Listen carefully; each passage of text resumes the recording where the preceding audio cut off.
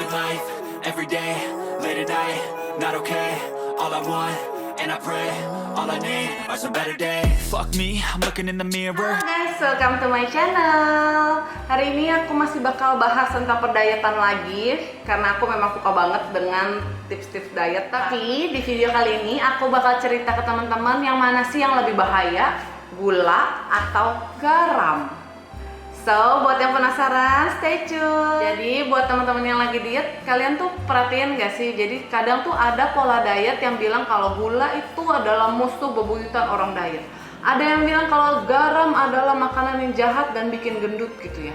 Jadi, sebenarnya yang mana sih gitu loh yang boleh dan yang mana yang nggak boleh gitu ya? Lebih jahat si garam apa lebih jahat si gula? Nah, di video kali ini aku bakal jabarin ke teman-teman. Jadi yang lebih jahat tuh yang mana, yang lebih baik tuh yang mana, dan gimana sih supaya kita tetap bisa diet yang balance, bisa menggunakan garam yang bijaksana, gula juga yang bijaksana, sehingga meskipun kita tetap menggunakan kedua barang ini gitu ya, teman-teman tetap bakal berhasil dietnya. Yang pertama, aku bakal ngebahas tentang gula. Sebenarnya gula ini cukup sensitif sih di aku, karena aku juga tipikal yang sangat concern dengan gula. Karena menurut aku gula itu selain gampang bikin gendut, kita jadi gampang naik gula darahnya dan akhirnya efeknya kemana-mana, mengganggu metabolisme gitu. Tapi sebenarnya gula juga nggak sejahat itu selama kita mengkonsumsinya di batas normal. So, kali ini aku bakal kasih tahu ke teman-teman gimana sih dan kenapa sih gula itu bisa merusak pola diet kita. Yang pertama, yang perlu teman-teman tahu adalah gula itu memiliki kalori yang tinggi. Jadi per 100 gram gula pasir itu memiliki kalori sekitar 380 kilokalori. Jadi ini lumayan tinggi ya, per gramnya itu 3,8 kalori gitu. Udah pasti kalau kita bicara tentang kalori, balik lagi ke naiknya berat badan gitu ya. Jadi memang seringkali gula ini juga menyebabkan kenaikan berat badan. Tapi sebenarnya nggak selalu sih, karena kembali lagi aku pernah bahas juga tentang kalori gitu ya. Ketika kalori harian kita itu sesuai gitu ya dengan kebutuhan tubuh kita, misalnya kamu sehari itu target kalorinya adalah 1000 gitu ya, terus kamu makan gula di dalam 1000 itu, kamu nggak ngelebihin, sebenarnya dia tidak akan mempengaruhi berat badan kamu secara langsung. Jadi dia nggak bikin kamu gendut selama kamu konsumsinya masih di dalam lingkaran kalori kamu. Tapi balik lagi, gula itu juga memiliki dampak negatif selain tentang kalorinya, yaitu adalah tentang kenaikan insulin dan metabolisme tubuh.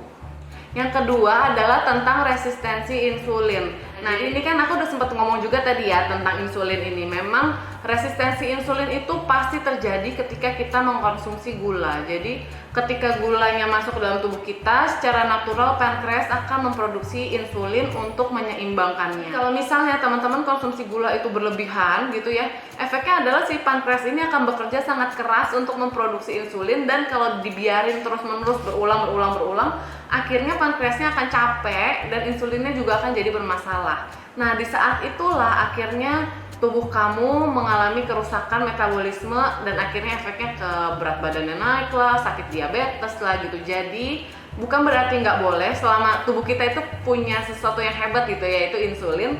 Tapi jangan membuat dia bekerja terlalu keras juga, karena pada akhirnya kalau dia rusak, kita juga yang akan jadi sakit. Selain itu, insulin ini juga memiliki tugas untuk memisahkan jadi mana sih gula yang akan dipakai di tubuh kita untuk energi gitu ya, dan mana kadar gula yang akan dipakai untuk simpanan lemak. Coba bayangin teman-teman ya.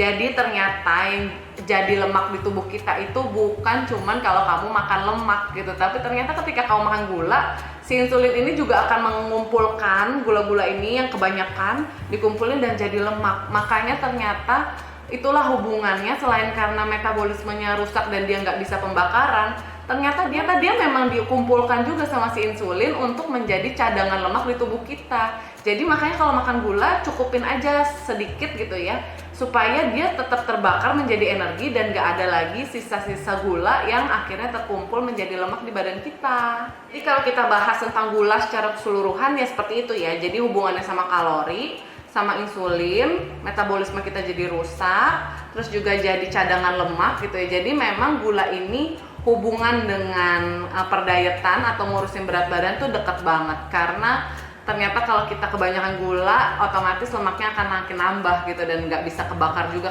karena metabolismenya rusak. Jadi hati-hati ketika kamu diet, jangan sampai gula ini justru merusak pola diet kamu. Lalu gimana dengan si garam ya? Ternyata garam ini juga punya masalah loh kalau kita mengkonsumsinya secara berlebihan. Apa sih masalah yang muncul kalau kita makan garam kebanyakan? Ini dia. Garam itu bisa merangsang hormon dopamin. Dopamin adalah hormon rasa bahagia atau rasa senang. Ya sebenarnya ini lucu ya, ternyata yang sebenarnya harusnya gula juga sih bikin kita happy kan. Kalau teman-teman lagi bete pasti kayak makan manis jadi happy. Jadi sebenarnya kedua unsur ini memacu hormon dopamin gitu. Ternyata tapi garam lebih dominan. Nah, hormon dopamin ini adalah hormon yang bikin kamu senang sehingga kamu jadi kecanduan secara nggak langsung. Kayak misalnya kamu kok kalau makan keripik kentang gitu ya, satu nggak bisa satu tuh, nanti akhirnya jadi ada 2, 3, 4, akhirnya sekantong. Nah itu efek dari hormon dopamin ini ketika menghadapi makanan yang bergaram tinggi. Misalnya kamu biarin secara jangka panjang gitu ya, ternyata ini bisa mengganggu sistem kesadaran kamu tentang rasa kenyang dan rasa lapar. Jadi semakin sering kamu mengkonsumsi dengan makanan yang tinggi garam gitu ya, kayak junk food, kayak processing food gitu yang banyak sekali isi garamnya. Nah itu akhirnya akan bikin kamu jadi nggak peka nih, kamu tuh nggak tahu kalau kamu tuh kenyang atau lapar gitu ya, terus aja kamu makan. Poin pertama ini, kebahayaan si garam ini bukan soal kalorinya ya teman-teman, tapi soal kecanduannya. Nah, itu adalah karakter garam yang menahan air. Jadi ada sebuah jurnal yang namanya Jurnal Hypertension, aku pernah baca. Jadi di sana itu dia mengklaim bahwa garam ini dapat membuat orang jadi lebih cepat haus. Nah ini bener banget sih, jadi teman-teman ngerasa nggak sih kalau makan makanan yang asin banget gitu ya, pasti hausnya berkepanjangan tuh, kamu bisa jadi mau minum terus gitu. Nah ternyata itu adalah efek dari garam itu sendiri. Jadi si garam ini menahan air sehingga kita tuh ngerasa haus terus gitu.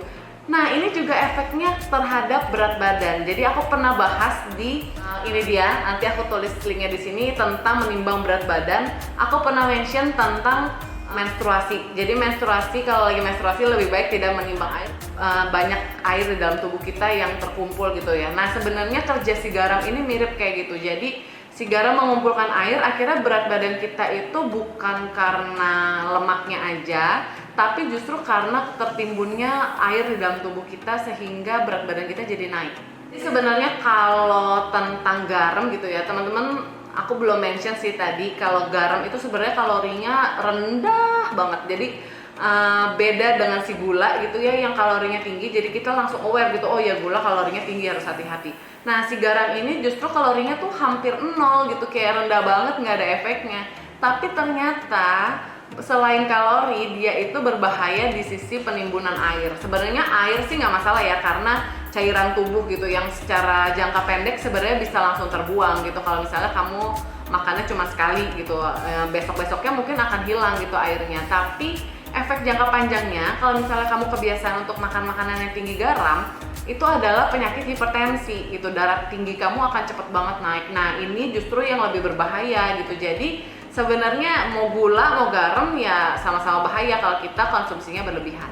Itu dia sharing aku tentang gula dan garam. Aku sih nggak tipikal yang musuhin salah satu gitu ya kalau lagi diet. Jadi selama pengen makan sesuatu yang manis ya sekali 2 kali it's okay. Kalau mau makan yang asin, aku bukan tipikal yang dietnya tuh nggak ada garam gitu ya. Aku tetap makan pakai garam, tapi ya cukupnya aja, nggak usah sampai yang banyak dan asin banget. Yang perlu diingat adalah mau gula ataupun garam, yang kalian harus hindari adalah makanan ultra proses.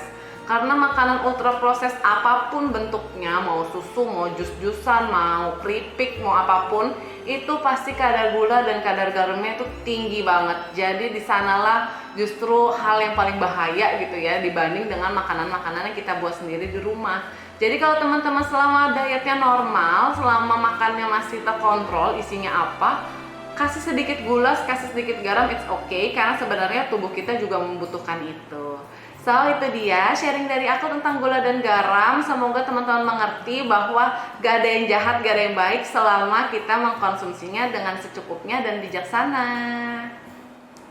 Buat teman-teman yang lagi diet, jangan putus asa, semangat terus nonton tips-tips dari aku dan sharing-sharing dari aku. Udah pasti aku tuh kalau bikin sharing dan tips itu aku sudah meriset dulu, jadi aku udah coba di badan aku juga. Semoga sih di teman-teman juga bekerja dengan baik gitu ya. Jadi diet kalian juga bisa sukses. Semangat! Kalau kalian suka dengan isi konten aku, jangan lupa untuk support aku dengan selalu subscribe, like, comment, and share. Oke? Thank you and bye-bye!